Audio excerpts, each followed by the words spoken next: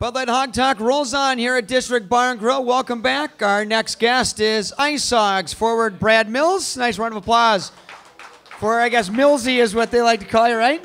Yeah, I guess so. Was that like an instant nickname when you got into hockey? Yeah, it kind of just flows, and everybody called me that. Sorry, Si's calling me, trying to be a jerk. That was a check, a test. Actually, that's a good call. I better turn my phone down because you know what? I'm next. You know, I'm trying to work here with some tweets on here. So Ben Simon, the practical joker. Now, it's funny. They always joke about nicknames, right? And they like to do it a lot on sports talk radio. But it's pretty easy to pick out most guys' nicknames in hockey. Yeah, hockey. It's like the SY at the end of the name for everybody.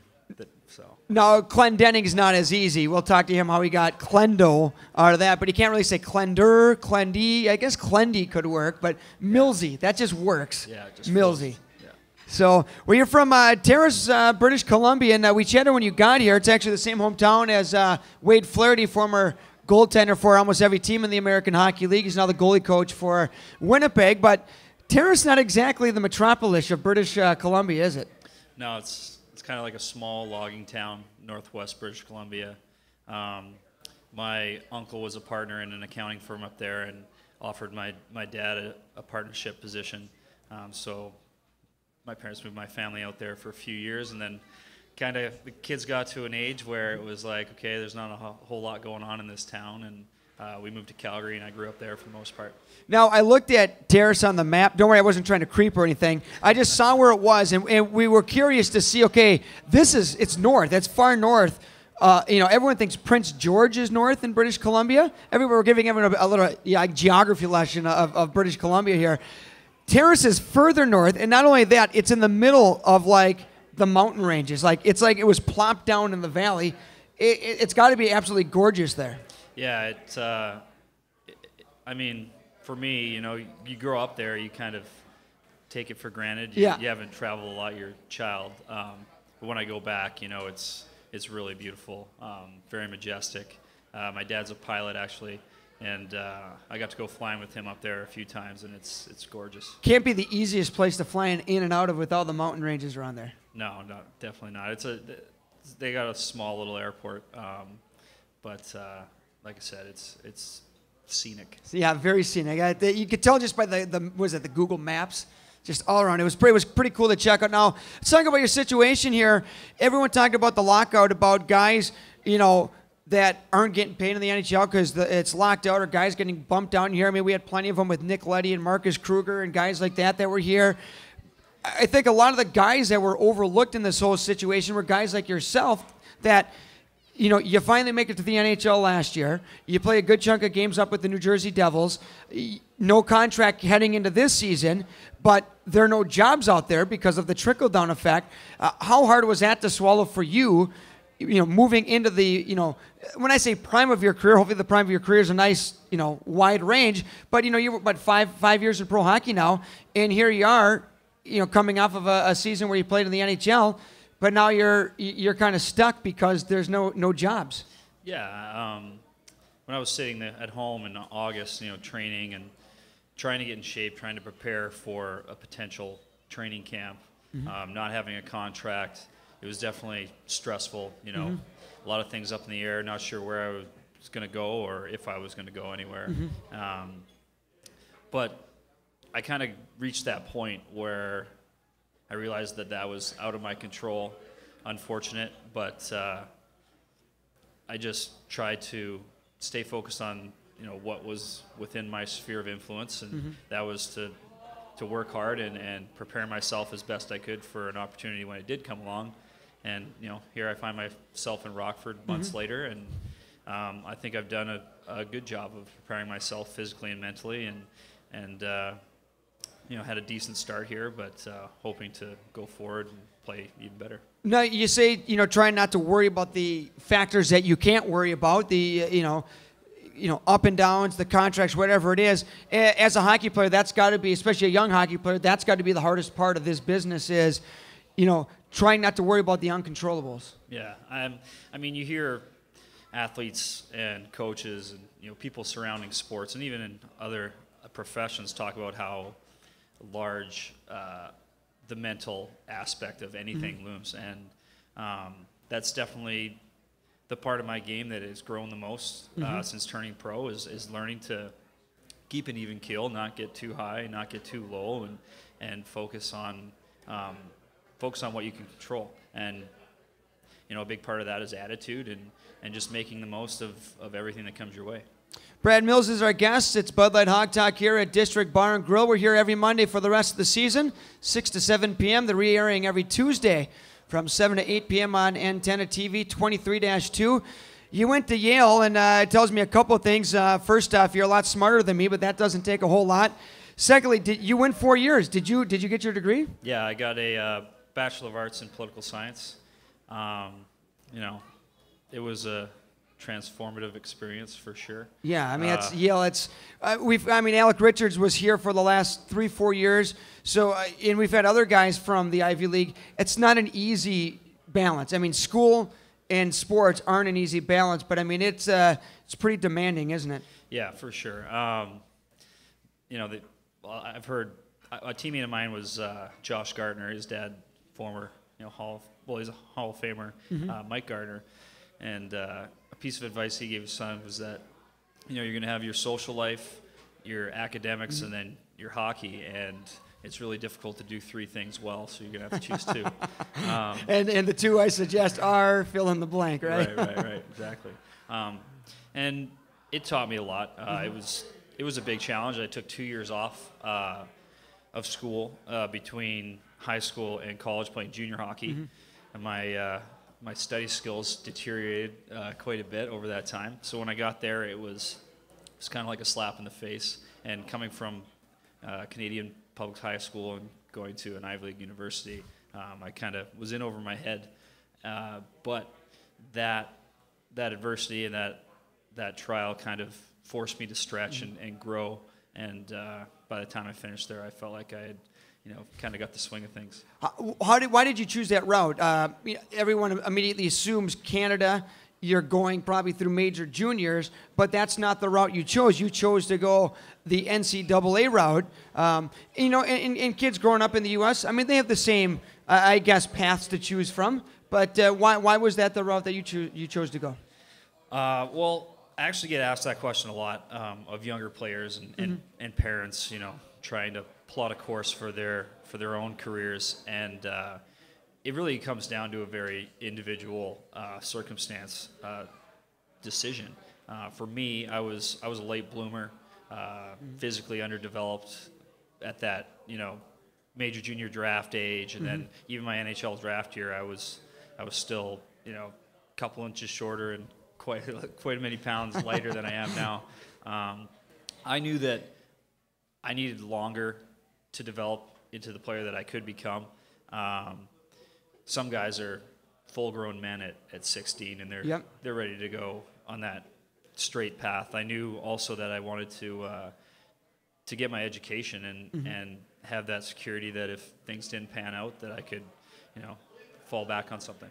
It's funny that you talk about, kids developing earlier. Had that conversation the other day with someone about, the draft. The draft is such a crapshoot because you don't know when guys, when kids hit their peak in a development standpoint. Everybody can improve, but if you're a kid that's an early, bloomer, and you're 6'4" by the time you're 17 years old, and you can skate, well, you're probably going to get drafted pretty high. But there's so many guys, yourself, Andrew Shaw, we've seen a lot of them come through here. Jordan Hendry, who won a Stanley Cup with the Chicago Blackhawks. You guys go, well, Shazi got drafted, but you got undrafted. Jordan Hendry was undrafted. There's so many of those stories because, like you said, maybe you're not, you're a late bloomer. You're not to where you're at where you're 21, 22 years old. Yeah, for sure. Even you look at guys that did play major junior when undrafted, David Clarkson, he's got, 100 goals already this year, or whatever it is. It's for everybody's development curve is different, and guys are going to hit their peak and at different times in their career, different ages, different stages. But I think as an individual, that's the advice that I try to give to kids is that, nobody can really tell you what you should do. Like, sure, you kind of need to look inside and have that inner intuition or whatever. You know, it usually doesn't steer you wrong. Last question before we move on from Yale. People think Yale, okay, Ivy League school. Oh, you came out of there. Pro hockey players, pretty rare to come out of there. Well, the team that you played on, I already mentioned Alec Richards. I believe Sean Backman played on that team. Chris Cahill, who played with Milwaukee the last couple of years up and down. I don't know if he's playing this year or not. But there's not only some hockey players that come out of there, but some pretty good ones as well. Yeah, the program's, you know, really done well in the last few years, ever since I left. But actually, Mark Arcabella as well. Yeah, Mark Arcabella from Oklahoma State, too. Yeah, that's right. Just got his first NHL game with the Oilers a few weeks ago, which was exciting to see. I reminded me of my first game, and the program's come a long way. I was recruited by Tim Taylor. He's been a big influence in my life. He retired, and Keith Lane came in and has done a really good job of recruiting, bringing in some quality players. They've had great renovations to the facilities there, which makes it more appealing to recruits, and I think you're seeing that with all the quality guys coming out of there. You made your NHL debut last year with the New Jersey. It was your debut last, right? Did you play with New Jersey anywhere before? When did you make your debut? 2 years ago? Yeah, I played four games the season before. And then you played about, what, a third of the season, half the season up there last year, right? 27 games last year. Talk about getting that opportunity in New Jersey. By the way, Fritz Stillings wanted me to ask you about the Devils. He's a big Devils fan there. So he was all over that. I was going to ask you anyways, but I had to throw that out there. Talk about just making your NHL debut. That had to have been unbelievable to, you know, here you are, you're playing, in the American Hockey League, and you get that call, and you're going to New Jersey. Yeah, it was kind of a crazy whirlwind first game. I got a call after midnight. I think my phone was upstairs charging or something, and I didn't get it until like 2 a.m. And then there was this big panic because I had to be on a flight at 7 a.m. I changed planes in Chicago, and then landed in L.A. Got in a cab and went straight to the rink. Opposite side of the country. Yeah. Yeah. So I played that night. I maybe had 7 minutes of ice time. So do you remember any of it? It was kind of a blur. It was like sleep deprivation and adrenaline. But I mean, once I got the call, I had difficulty sleeping anyways. So I maybe got 2 hours that night, maybe half an hour on the plane, and then I had about a 15-minute nap on the trainer's table when I got to the Staples Center. But it was a surreal experience. You dream about playing in the NHL from a very young age, and you put in all that time and effort and make all those sacrifices, and so it's a really rewarding experience. We're hanging out here with Brad Mills. It's Bud Light Hog Talk here at District Bar and Grill. Now, everyone talks about Lou Lamoriello. He just was inducted in the Pro Hockey Hall of Fame. What was that, 2 years ago, I think it was. But I think what more people probably talk about now is how tight things are there in New Jersey. I mean, players aren't allowed to have Twitter accounts, at least up till, I think it was last year. I don't know if it's been lax. And I've heard the way that the organization is kind of structured, just from people that have gone there to work or, who have been through there. How's the environment there? I'm not expecting you to toss anyone under a bus, but it's probably the most unique environment out of any team in the NHL. Yeah, I mean, it's very professional. They take things really seriously. I don't know if Lou might be watching this, so I should probably watch what I say. But he's done a terrific job with that. Yeah. With that organization. I mean, he's in the Hall of Fame. How many Stanley Cups has he won? Right? Yeah. I mean, was it 4, 3, whatever it is? It's unbelievable what they've done, what he's done. And obviously, you surround yourself with talented executives and coaches and players, because at the end of the day, it's a team thing. But that speaks volumes, right? Yeah. I mean, you ask 20 different people, you're going to get 20 different opinions about anybody that's had success. You look at George Steinbrenner with the Yankees, and there were a lot of people that criticized him. And that's something that comes along with success. I'm sure there's plenty of people that are willing to criticize Lou, but you look at the results, the amount of wins that they've put together, the length of time. They missed playoffs for the first time in 12 seasons or what it was 2 years ago. And Right. They go to the final last year. And now they lost Zach Parisi in free agency, and everyone's like, oh, well, there goes the team. And now you see them. Lo and behold, they're still there. Yeah, they've done a terrific job of scouting and of player development in that organization, and it shows. Were you a Black Ace last year? Did you get to go up for the postseason? Yeah, I was there for the 2-month run. Practicing every day and 2 months of practicing, holding right? on to a glimmer of hope that right. I might get into a game. But it was fun, and it was exciting to be around that atmosphere, and watching guys that I had played with and alongside both in Albany and New Jersey have that level of success. It was really exciting. Yeah, I mean, it's you just never know when that's going to happen. You look at the Blackhawks; they won it a couple years ago, and they've been dropped in the first round of the playoffs. I mean, you can't take anything for granted in this sport, right? Yeah, absolutely not. They lost a bunch of guys there. They had that success, and all of a sudden, you can't afford to keep everybody. That's kind of the way the game goes.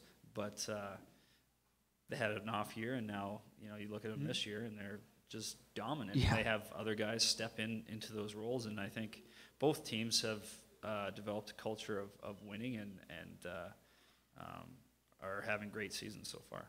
Well, Brad, I really appreciate you hopping on here tonight. We've been enjoying having you here in Rockford, and continued success to you. All right, thank you very much. All right, nice round of applause for Brad Mills, forward for your Rockford IceHogs. All right, one final timeout.